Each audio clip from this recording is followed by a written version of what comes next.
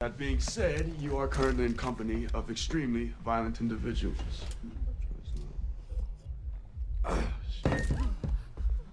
So, don't do no stupid shit, all right? I might actually enjoy inflicting violence on you. But who knows? Maybe you'll win. Let's see.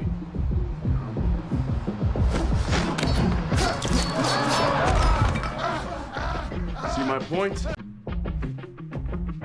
Put the weapon down, boy. Or we kill everybody on this train.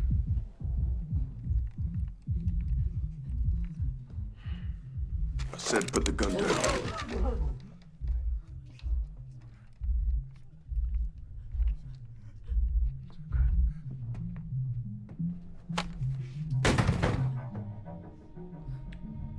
Are there any more soldiers on that car?